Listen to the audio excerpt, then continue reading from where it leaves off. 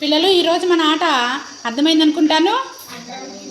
ఇప్పుడు మీరు ఒక్కొక్కరు వచ్చి ఇక్కడ నుంచి కొన్ని రాళ్ళు విసిరేయండి.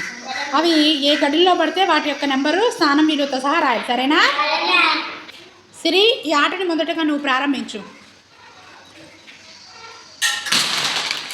సరే, ఇప్పుడు గీత మీద పడిన వాటిని అన్నింటినీ తీసే ఫస్ట్.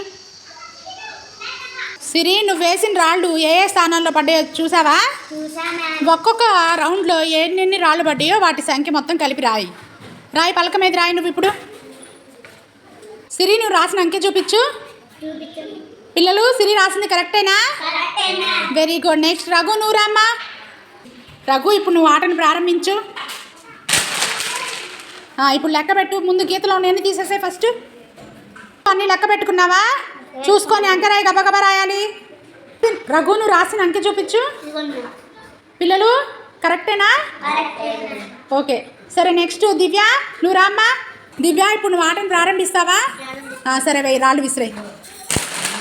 దివ్య, గీత మీద పడినాయి అన్నీ తీసేసే ఫస్ట్, తర్వాత లెక్కిద్దాం మిగతాయి.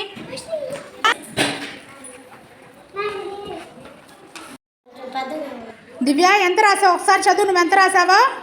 13,255 రాళ్ళు కూడా అక్కడే పడ్డాయా కరెక్ట్గా? సరే, ఇప్పుడు సతీష్, నువ్వు ట్రై చేయి. సతీష్, ఇప్పటి వరకు వాళ్ళు ఎలా వేసారో చూసావు కదా, నువ్వు కూడా ఇప్పుడు వెయ్యి లెక్క పెడదాం.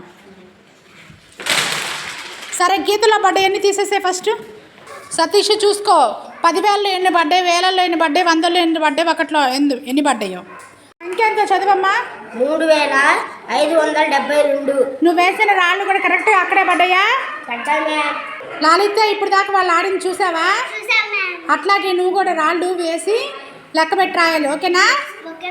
వెయ్యి, చిన్నగా వెయ్యి. అబ్బో, ఎంత దూరం పడ్డాయి కదా. గీతల మీద లేని అన్నీ తీసేసాయి. ఓన్లీ ఈ స్థానంలో ఉన్నాయే లెక్క పెట్టాలి నువ్వు. లాలిత, ఇప్పుడు ఒక్కొక్క స్థానాల్లో ఎన్ని రాళ్ళు పడ్డాయో లెక్క పెట్టి ఆ సంఖ్యని జాగ్రత్తగా రాయి, ఓకేనా? లెక్క పెట్టుకో.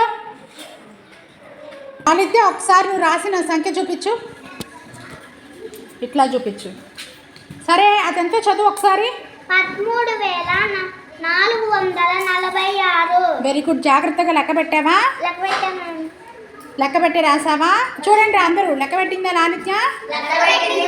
సరిపోయింది కదా?